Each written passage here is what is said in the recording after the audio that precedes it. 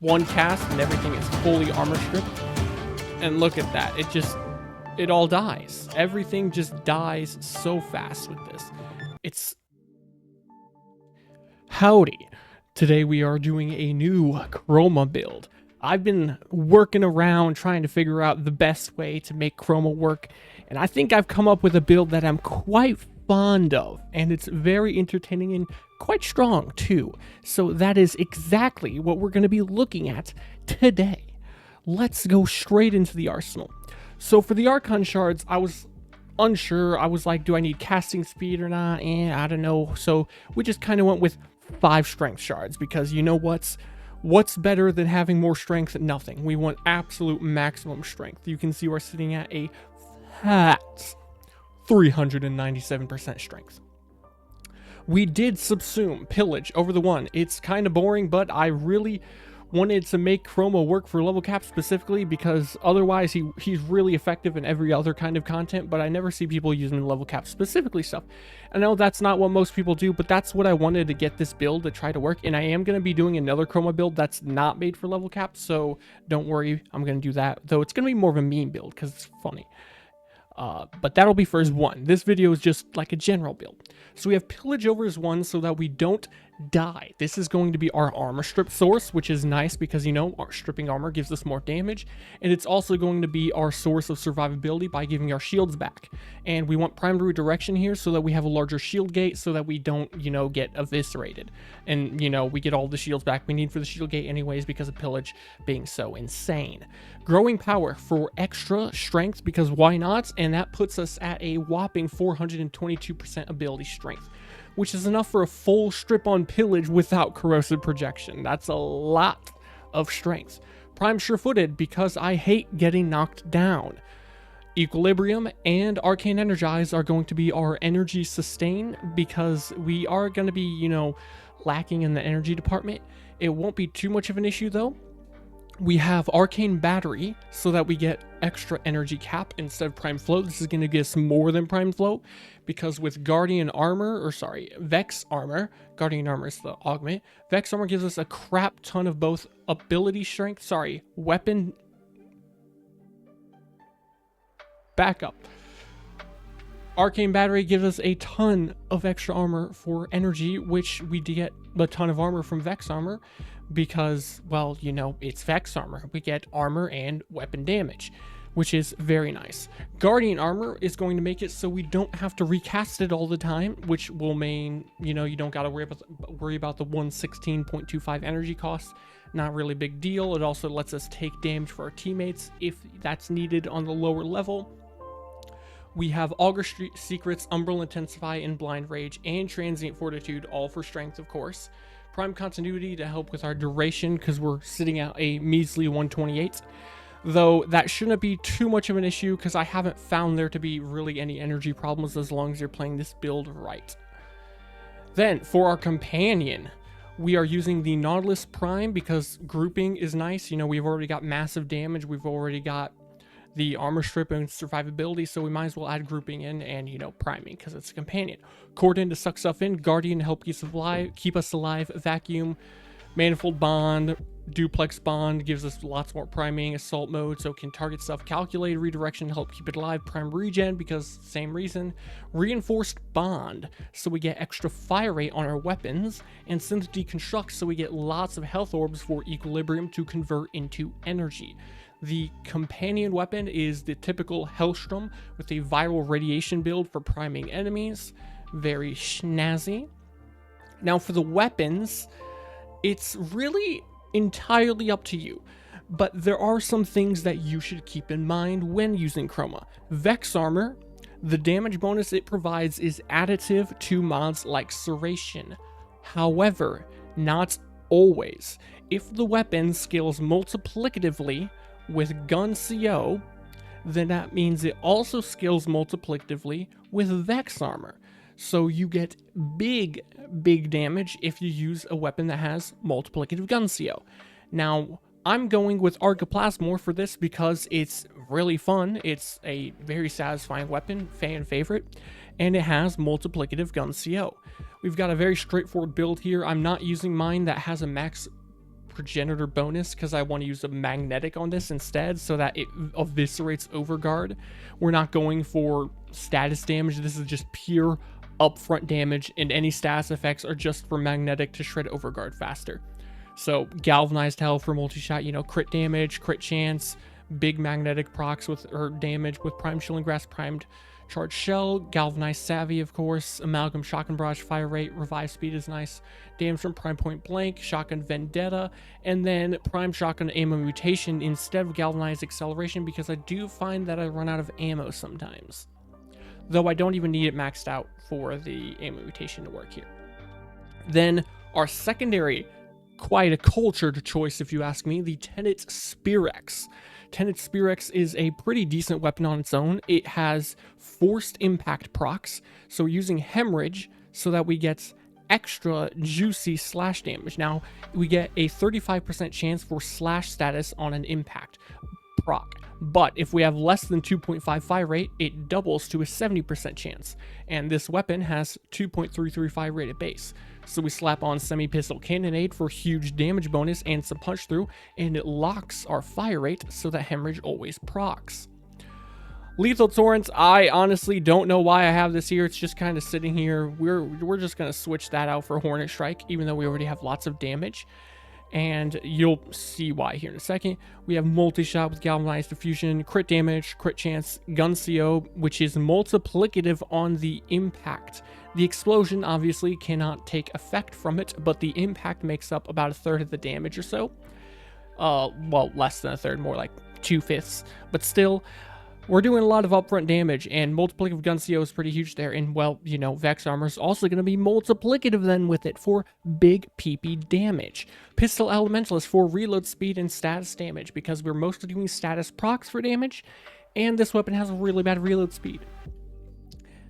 Secondary Fortifier, because now we do massive damage to Overguard, and we siphon it from the enemies that we shoot with Overguard, giving us a ton of survivability. Pistol ammo mutation, because this also can have ammo problems. And we have this weapon built for gas damage, which might seem a little wonky. So we have a Toxin Progenitor mixed with heat damage at base to give it gas damage. And the reason I like this is gas is actually pretty damn effective on this, because it has usable status chance, really high base damage. We get massive amounts of damage because it has multiplicative gun CO. So the gas everywhere plus the slash procs, it makes for some pretty juicy damage. And, well, since, you know, I explained, you know, it's multiplicative gun CO and Vex Armor, that means Hornet Strike is actually going to not be nearly as diminishing on the returns. Though you can replace this with something else if you wanted, like Galvanized Crosshairs. Actually, you know what, this is probably better for more crit chance, so we'll switch to that for now. Now for the melee, this is up to you. My two favorites here were War, because War is funny, with a very questionable build. Cleaving Whirlwind is usually horrible damage on the spin to win, but we have so much damage that's going to kill everything anyways, so that's a funny option. But if you want more like actually kill stuff effectively option, Okina Prime, because then, you know, it's already got huge damage, and then we have all of the little Okina blades applying max cold procs and spreading with influence to freeze everything. We have Mad Eye, because this is great for killing shit when we're doing Void Cascade, and it also gives us casting speed, which is nice, and Sling Strength for another 40% strength, which will snapshot onto our Vex Armor. So our Vex Armor, if we have all of our buffs, is going to be at 462% ability strength. Quite strong. And we can even make our effigy do damage here. Our effigy is going to consume a fair bit of energy, and it is capable of dying, but it actually does usable damage. So we'll go to the simulacrum now and show some of this stuff off before we go into a mission. So let's go there. We have arrived in the simulacrum. Now, to actually show this off is going to be a little bit difficult here, because, you know, everything's going to die pretty much instantly, but I can still show off, you know, the general premise of the build. So we'll simulate these guys. We do have our energy already. We'll come up here. Make sure you always get that Sling Strength on that first cast of Vex Armor, because it is very important. I don't know why our Nautilus is not sucking stuff in right now. Very strange. One cast and everything is fully armor stripped. And look at that. It just it all dies. Everything just dies so fast with this. It's really, really funny. And then, more importantly than the Archoplasmor here, I just really love the Spirix here. So then we shoot these guys, and look at that damage. That was one shot. Huge, huge amounts of damage. And, as I had said, we can make it kill stuff with our effigy, because Vex Armor does apply to the effigy. So we pull these guys in, of course, because electricity is nice. That's why we're running electricity here. Or could just throw them across the room. That completely destroys what I was about to do. That's highly unfortunate. Well, they all end up dying anyways. Good enough. Well, you get the idea. Let's go into a mission so you can actually see how this build performs. Into the mission we have come. We are doing a solo Netracell. I got really unfortunate with the debuffs. I got the 4 most annoying debuffs that there is. So, you know, let's hope things don't go horrendously. I'm not too worried about it, but, you know, it's kind of a pain. One of them was the one where you lose energy for every enemy that's near you, right? You lose 2 energy per second, I believe it is, which is a little rough on a build where we manage on energy, right? We manage just fine, but if we add in extra energy consumption or energy drain, it can get a little bit annoying if we're not careful. Though still, again, shouldn't be too much of an issue. Now, with a recent change they did in, I want to say Danse and Bound, it was the update. They made it so you can build Vex Armor on Chroma without having to take damage. So how it worked previously, and one of the ways it still works now, is that when you take damage to your shields, you get a bonus to your armor, and when you take damage to your health, you get a bonus to damage. And there's obviously a cap on how high that bonus can go. But after the change, they made it so now you can get melee kills to build the bonus to armor, and gun kills to build the bonus to damage. So it's much easier to get it built up compared to how it used to be. So that is very, very nice. They also made it so that you can still gain energy when you take damage to Overguard, assuming you don't have shields and you have like Hunter Adrenaline on for Warframes like Chroma and stuff. I don't think that's really that much of an issue to deal with anymore, at least after the other changes where you can build it up with kills. But I guess that's also there should you care about it. I don't really know if it's really worth it for like Hunter Adrenaline builds, because if your teammates are using Overguard and you have to consume your shield still, then how are you gonna do that, right? Like, you can't take damage to your shield, so you're forced into a build where you have to have some way to forcibly lose your shields even though you can't take a damage to them. And I'm not exactly sure how you would make that happen without wasting a helmet slot on the ability that consumes your shields to turn it into armor. And that's just not worth it. Not in my opinion, at least. Let's send our little dragon boy and see him murder stuff for a minute, because he is capable of doing exactly that. And look at that. We can shoot a guy and build up our Overguard quite easily, which is very, very nice. Between the massive, massive strength pillage we have and the secondary fortifier on our secondary weapon, this actually has a lot of survivability even past the point where you can't health tank anymore, which is exactly what I was trying to get to work on Chroma. Because, I mean, yeah, he can kill stuff and he can tank on the low end, but if you're trying to use him on the high end, you kind of get left behind. And that's always, or not always, an issue, since most people don't really care about playing level cap and stuff. But I know there are a lot of dedicated Chroma mains. Chroma is usually the kind of frame that sweatier players will commit to, where they love a lot. So, you know, they're more likely to do this kind of stuff.